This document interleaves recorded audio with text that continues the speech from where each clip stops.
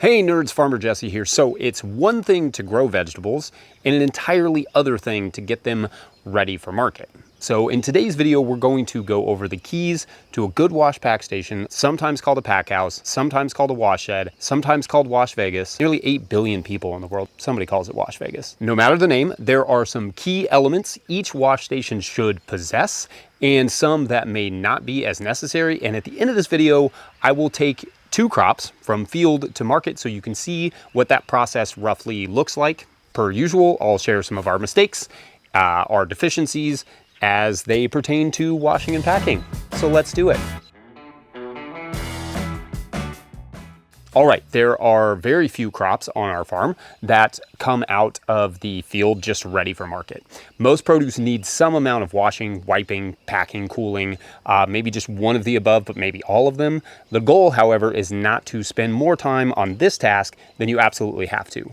Getting it from the field to your customers with as few steps in between as possible should always be the goal, not just for profitability, but the more you handle a crop, the more risk you run of damaging said crop or increasing foodborne pathogen exposure. So designing a good wash pack station is key to running an efficient and safe produce operation. Now, I am a fan of contextual caveats because I like to make sure it's understood that there are many ways to do basically anything in farming.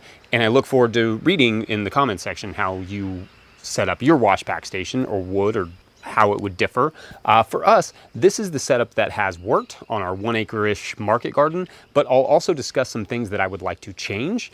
Your approach may be very different, or you may scale it down for your home so you can just get all the soil off of your crops before you bring them into the kitchen, so you're not doing it in the kitchen sink. Not always the best. Okay, so there are 3 main components to our wash pack area. First is the root washing station. Second is the greens washing and packing area. And third is the cooler. So let's do each individually. Those of you who've been watching this channel for a while know about this tool already. This is our foot-operated root washer. It's still a little prototype-ish, but essentially we have our hands freed up to wash and clean things like carrots and beets, green onions, etc., while we operate the water with foot pressure. I cannot emphasize enough how much faster this has made the entire process of cleaning root vegetables. A little wetter, to be sure, but faster than our previous system of laying the carrots out on a table and washing them individually, because you can be grabbing the next bunch or pulling out a weed or a dead leaf at the same time as you are spraying. We're 2 seasons into using it and it's been wildly helpful. A couple changes I would recommend, or that we have made or will make. First, I think it would be nice to also have a hose permanently placed in this area for bin washing, because it's not super convenient to drag the hose over there or wash bins under the foot pedal washer. Second, it's nice to have it extended out 6 or 10 inches so you're not bending, unlike our first prototype. Third, having it under a roof for rainy days is a good idea, but also for shade as the veggies get stacked there for a while, like while we're harvesting. Speaking of that, I want to expand the staging area out more, like where we stack them, because it definitely gets crowded to the left of the sprayer before we start moving stuff down the line. Next, we added a water collection bucket, which is insufficient because it fills up so fast. So we're going to install a barrel with the hose that drains right into a mulch pile for later use, so we don't lose that soil we spray off, and of course the water, and because it kind of makes a mucky mess just sitting there below our feet. I mentioned washing bins, and that's a huge time suck. So ideally you have a place like the wash table to line the bins up and spray them, then another area to dry them.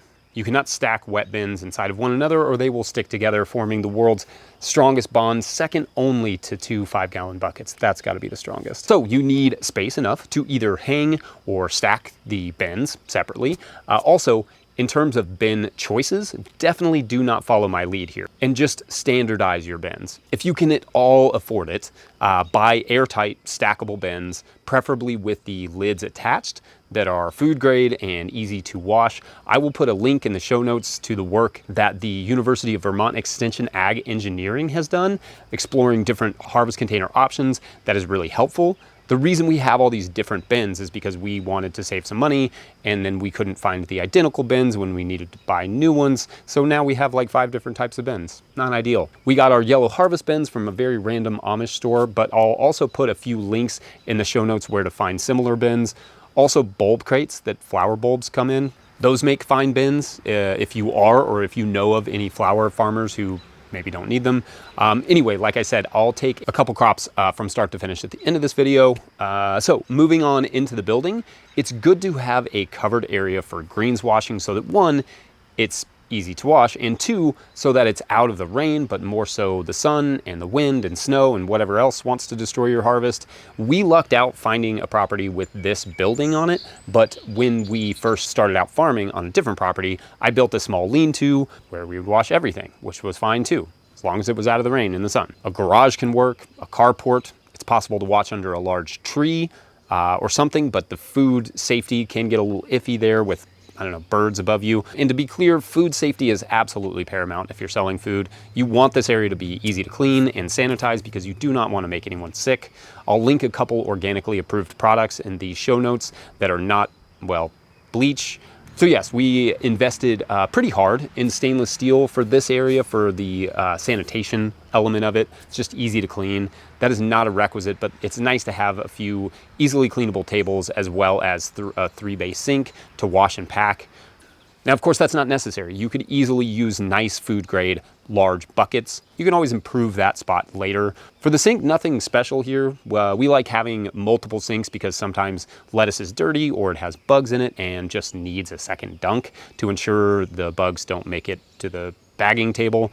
Being an organic farm who doesn't even use the approved sprays, bugs are a real challenge for us, but not so much pests generally. Things like spiders and ladybugs and lightning bugs are always hiding out in our lettuce, and so having a second dunking, albeit slowing down the process, can help to get some of those out. We also have a pool strainer. Is that what these things are called? Pool strainers, to remove debris from the surface of the water. If something is really buggy, you can use a very clean bin to weigh the lettuce down, or the green, below the water, and then use the pool strainer to help clean off the floating bugs and such. Next, we have the salad spinner, which is a converted washing machine we've had since 2018, built wonderfully by our intern at the time, Adam, and it's still jamming.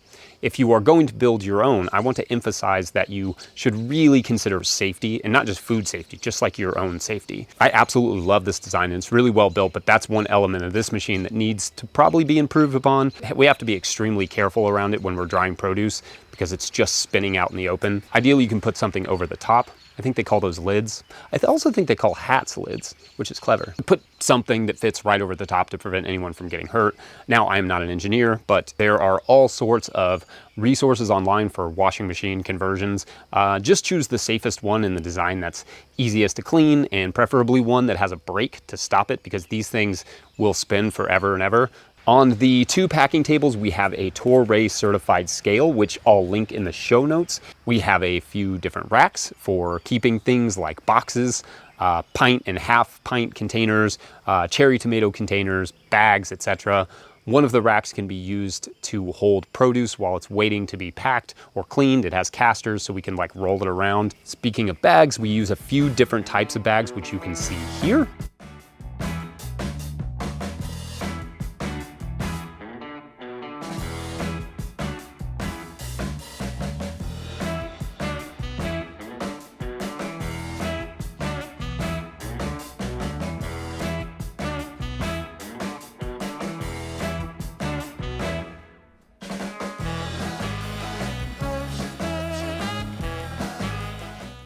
And I'll, again, link all of these things in the show notes.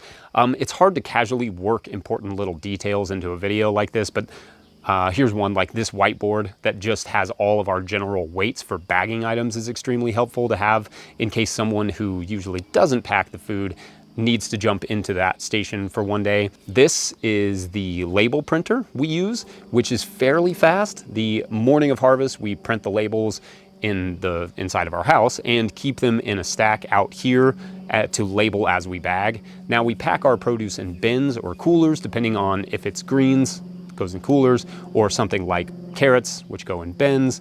And another little detail, we've tried several different things in terms of labeling coolers and bins, from stickers to tape, different types of pins, but the chalk markers definitely are the most functional, sadly, because I like the My Name Is stickers. But yes, the chalk markers are easy to wash off, easy to apply. A recommendation I got from Eric Schultz at Steadfast Farm. Okay, so onto the cooler. This is a modified restaurant cooler we bought from a local restaurant supply guy for $1,400. It was kind of just sitting in his yard. It was kind of, we got a good deal on it. Heaviest thing I've had to move in a long time. And it basically just locks together with cam locks and can theoretically be expanded with new panels. It's 8 feet by 8 feet by 9 feet tall with a CoolBot system and a 2400 BTU air conditioner. It's a decent size, but definitely gets tight on harvest days, like we can't fit everything in there. Note, however, a cooler does not have to be an actual restaurant cooler. You can build a room for a lot less than $1,400. In fact, we built an insulated room that I may or may not have pictures to show you, we'll find out, at our last farm for storing vegetables, and we cooled that with a CoolBot as well. The CoolBot just modifies an AC unit to be a full-on compressor. There are other options for this, but the CoolBot is nice because it is a single unit, and if something goes wrong, they have a great library of troubleshooting videos. And this is not an advertisement either. I just like the product. Just don't buy a random AC unit if you get a CoolBot. Check the CoolBot website for compatible units before purchasing, because they're expensive. Of course, some people just get a regular compressor, which is fine too. I like stuff that I can quickly fix myself because I'm not exactly a machine wizard. That's who fixes stuff, right? Like appliances, wizards. Then what was the Lord of the Rings about? The AC unit goes right out of the building, which is important because the first 2 years on this property, we had it pointing into the building, and well, the butt of an AC unit is loud and heats things up. It's not the most fun to have in your wash pack station. Shout out to our neighbor Bill for helping install it. Now we have this rack in the cooler, which I like for seed storage, and we can stack bins on it, but it gets a little bit too tight in the summer. So honestly, you don't need any racks like this, but maybe a few pallets or something just to keep stuff from being directly on the floor. I think it's recommended at 6 inches. It's just more sanitary that way. The little hand coolers are an important part of our wash pack, albeit a little worse for the wear. For 6 years of use, 4 of these coolers go to market with us every week to keep produce cool. We put in a few frozen water bottles and an old broken seedling tray on top to keep them from touching the produce. You only have to learn this lesson once, but most fresh veggies cannot rest against frozen things and survive.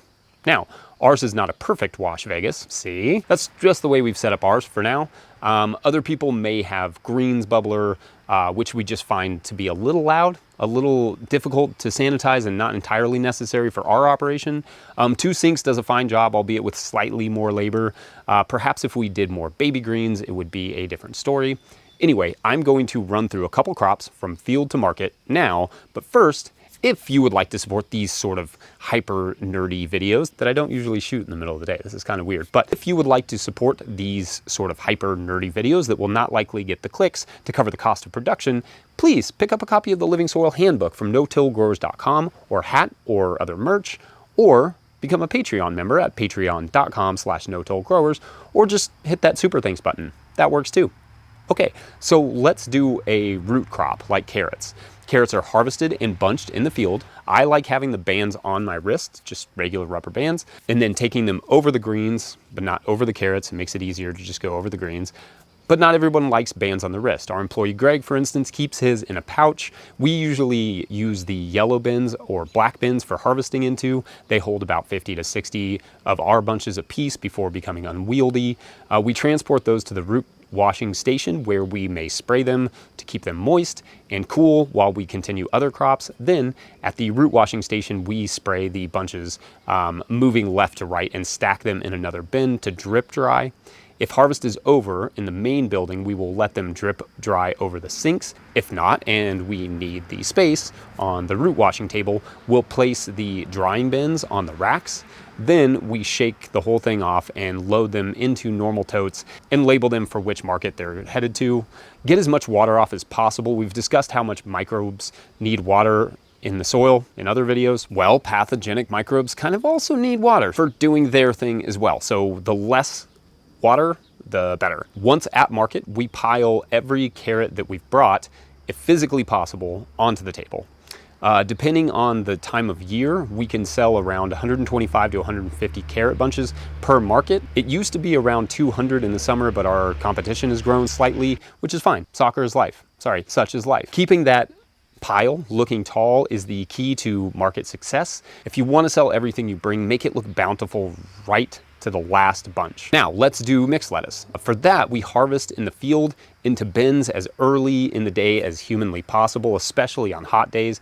If it's cold and there is any amount of frost on them, we wait until the frost has thawed entirely. Those bins line up on one or sometimes two of the stainless steel tables before they get washed. If we are backed up, we'll put lids on them and take them directly into the cooler until they can be washed. We then rinse the lettuce twice and set those in crates of some sort to drain for a minute. After that, we spin them dry and weigh them in the bins. At that point, if we're ready to pack, we'll go ahead and pack them into bags for market or retail or whatever. If not, we will set them in the cooler labeled as washed so as not to dry out. Refrigerators are giant dehydrators. You'll never unsee it. We don't twist tie the bags until market so as to save some space. They're a lot easier if they don't have all that air in them to pack into bins. These are the last things we put out before market begins as well because of condensation.